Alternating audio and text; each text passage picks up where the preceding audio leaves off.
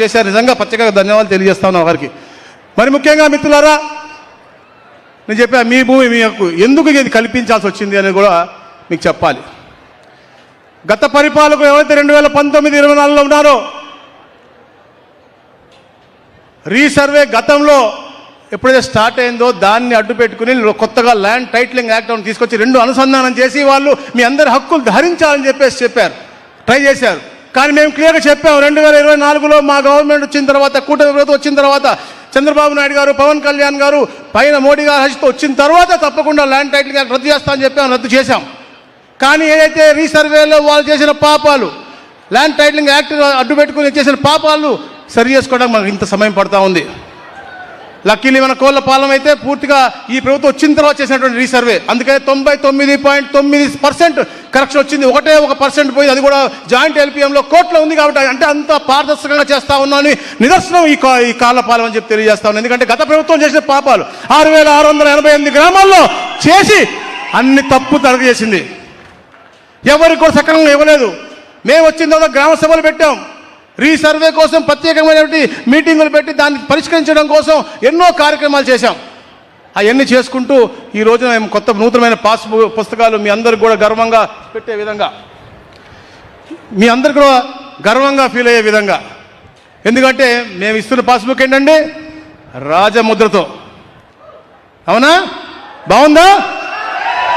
దాంట్లో 14 భద్రతా లక్షణాలు ఉన్నాయి, రకరకాల భద్రతా లక్షణాలు మీరు తెలుసుకోవాలి. నేను ఎందుకు చూపిస్తా ఉన్నా అంటే ఇది రాజకీయ వేదిక కాదు, మీ హక్కు, మీ చెమట ఉంది, మీ పిల్లల భవిష్యత్తు ఉంది. అప్పుడు పాస్బుక్ ఇప్పుడు పాస్బుక్ తేడా చూపించడం కోసం నేను ఈ ఫోటో కూడా తీసుకొచ్చా. 14 చెప్తున్నా ఇరు తమ్ముడు, వాళ్ళు ఎలా హరించుకోవాలో చూశారు. ఎలాగా అప్పుడు పాస్బుక్ ఇప్పుడు పాస్బుక్, ఏది బాగుందయ్యా? ఇది అవసరమా ఎవరికన్నా? ఉంటే ఆ అమ్మ ఫోటో పెట్టుకోవాలి వాళ్ళ పిల్లలు, ఉంటే ఈ అయ్య ఫోటో పెట్టుకోవాలి వాళ్ళ పిల్లలు, లేదా ఈ సోదరి ఫోటో పెట్టుకుంటారు వాళ్ళ పిల్లలు. అంతేగాని ఈ ఫోటో అవసరమా మనకి అడుగుతాను. ఈ ఫోటో ఉంది, లోపల తెరిస్తే పట్టాదారు ఫోటో లేడు.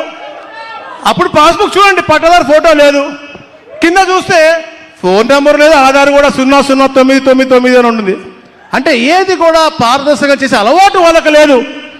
లోపల చూస్తే మొన్న అంటున్నారు ఎక్కడో మేమే చేసాము, QR కోడ్ పెట్టాము, మేము మొత్తం GPS మాది కూడా పోద్దని. ఎక్కడికి పోతుందా? మనం కైకులూరు పోదామంటే అది ఏలూరు పోతుంది వాళ్ళు చెప్పిన దాంట్లో. సైజ్ చూస్తేనేమో మనోహర్ గారు లాగా ఉంటుంది, నాలాగా ఉంటుంది, లేదా నాలాగా ఉంటే వాళ్ళ లాగా ఉంటుంది. అంటే ఇవన్నీ కూడా అనుసంధానం చేసి కేవలం వారి అనువాయులకు ఉపయోగపడే విధంగా రూపకల్పన చేసుకుని మీ హక్కులు లభించే విధంగా చేశారు. కానీ గౌరవ ముఖ్యమంత్రి గారు ప్రమాణ స్వీకారం చేసిన తర్వాత ల్యాండ్ టైటిలింగ్ రద్దు చేసి ఎన్నో విప్లవాత్మక సంస్కరణలు తీసుకొచ్చారు. ఎప్పటికప్పుడు క్యాబినెట్లో పవన్ కళ్యాణ్ గారితో మాట్లాడుతూ, లోకేష్ గారితో చర్చించి ఎలా చేస్తే క్షేత్రస్థాయిలో ఇవన్నీ కూడా మనం సులభతరం చేయగలము, 22 ఎలా సులభతరం చేయగలము, ఒక సుపరిపాలన ఇవ్వాలి అనే లక్ష్యంతో ఎన్నో కార్యక్రమాలు చేసాం. ఎప్పటికప్పుడు వాటిని ఎన్హాన్స్ చేసుకుంటూ ముందుకెళ్తా ఉన్నాం. దాంట్లో భాగంగానే ఈ అద్భుతమైన కార్యక్రమం చేస్తా ఉన్నాం. అలాగే ముఖ్యంగా 22A గురించి కూడా చాలా బాధపడతా ఉన్నారు మా గౌరవ ముఖ్యమంత్రి గారు. వారు పెద్ద హృదయంతో లార్జర్ ఇంట్రెస్ట్లో ఉండి పేదవారికి మంచి జరిగితే తప్పకుండా అది రిజాల్వ్ చేసి తీరాలి అని చెప్పేసి CS గారిని, నన్ను, మా CCLM మేడంని ఒక 100 సార్లు చెప్పి మమ్మల్ని ఈ కార్యక్రమానికి అంటే ఇంకా పారదర్శకంగా చేసే విధంగా చేశారు. జనవరి 2వ తారీఖున ఇచ్చిన జీవోని ఇప్పుడు దాకా దాన్ని ఇంకా బెటర్గా చేసుకుంటూ వెళ్ళి ఈ రోజున రాష్ట్రంలో 244 అంటే లార్జర్ ఎక్స్టెంట్ కార్యక్రమాలు చేశారు. మేము శెట్టిపల్లితో స్టార్ట్ చేసాం, ఒట్టి చెరుకు రావచ్చు, పుల్లడుకుంట వచ్చు, ఉటుకు రావచ్చు, అట్లా అన్ని కార్యక్రమాలు చేసుకుంటూ ఈ రోజు ఈ కాళ్ళపాలెం దాకా ఈ కలిదిండి మండలంలో ఈ కార్యక్రమం చేస్తా ఉన్నామంటే ఈ జర్నీ ఇక్కడితో ఆగదు. రాష్ట్రంలో ఎక్కడెక్కడైతే ఉన్నాయో 244లో 1,25,000 మందికి ఉపయోగపడేలా చేశాము. అలాగే ఏదైతే గత రీసర్వేలో డూప్లికేషన్లో ఉన్నటువంటి 15 లక్షల పైచిలుకు 15,63,000 పైచిలుకు ఉన్నాయో అవి కూడా 22 తీసేస్తా ఉన్నాము. రాబోయే రోజుల్లో కూడా ఎక్కడ ఎలా ఉన్నా కూడా అలాగే నేను మీ ద్వారా కూడా తెలియజేస్తా ఉన్నాను. ఎందుకంటే ఎలాగైతే మీ కాంబినేషన్ గారు చేశారో అలా ప్రతి ఒక్క నాయకుడు కూడా చేయాల్సిన అవుతున్న వాళ్ళ స్థాయిలో, మండల స్థాయి అవచ్చు, గ్రామ స్థాయి అవచ్చు, ఎక్కడైతే పారదర్శకంగా పేదవాడికి ఇబ్బందిగా ఉందో మీ నాయకుల దృష్టికి తీసుకురండి. తప్పకుండా పాజిటివ్గా చేసి మీ అందరికి ఇబ్బందులన్నీ పరిష్కరించే బాధ్యత మేము తీసుకుంటాం. మీరు కూడా రాజకీయం మాట్లాడాల్సిన అవసరం ఉంది.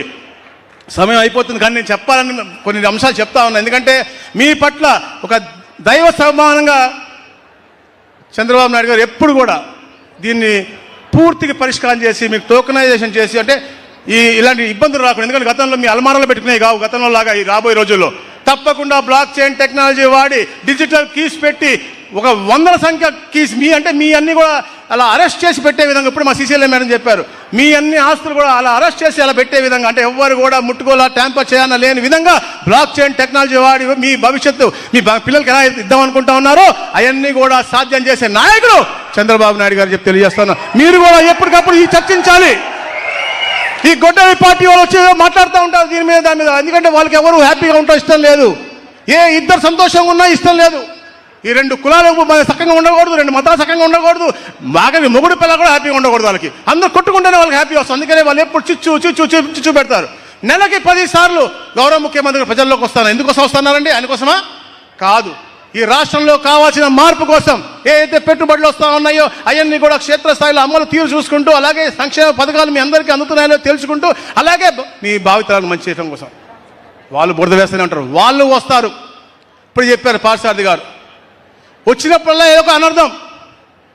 అటుపోతే ఒక సింగ చనిపోతాడు, ఇటు ఒక ఆయన గుద్దేస్తేనేమో పాపం ముసలాయన చిన్న పిల్లడు గుద్దాడు, పెద్దవాడు పర్లేదు అంటాడు. మొన్నేమో ఒక మహిళ ఎస్ఐని ఎంతో దారుణంగా చేశారండి. మీరు ఎన్ని మాట్లాడాలి, తప్పకుండా రాజకీయం మాట్లాడాలి. మీ అందరూ మహిళల్ని అంటే అసభ్యకరంగా చేస్తే, వాళ్ళని అరెస్ట్ చేస్తే వాళ్ళు ధర్నాలు అంటారు. ఈరోజు లోకేష్ గారు రాజీనామా చేయాలని డిఎస్సి ర్యాలీ అంటారు. ఎందుకండి? 16,000 పైచీలకు ఉద్యోగాలు ఇచ్చినందుక, ఎన్నో విప్లవాత్మకమైన మార్పులు తెచ్చినందుక, మీ అందరి పిల్లలకి బంగారు జీవితం ఇవ్వాలని చెప్పేసి లక్ష్యం, ఎక్కడ ఎడ్యుకేషన్ ఆగకూడదని చెప్పేసి ఎంతమంది పిల్లలు ఉంటే అంతమందికి తల్లికి 100 ఇచ్చినందుక, లేకపోతే సర్వేపల్లి రాధాకృష్ణ కిట్లు ఇచ్చినందుక, లేకపోతే బ్యాగ్లెస్ డే అని పెట్టి సాటర్డే పెట్టినందుక, లేకపోతే విలువలతో కూడినటువంటి సిలబస్ ఇచ్చినందుక, లేకపోతే డొక్కా సీతమ్మ మధ్యాహ్న బోధన, అంటే ఎన్ని మార్పులు తీసుకొచ్చి పెట్టుబడులు ఎంతైతే చంద్రబాబు నాయుడు గారు కష్టపడతా ఉన్నారో, ఎలాగైతే పవన్ కళ్యాణ్ గారు ఆలోచన చేస్తూ ఉన్నారో, అలాగే లోకేష్ గారు కూడా పెద్ద ఎత్తున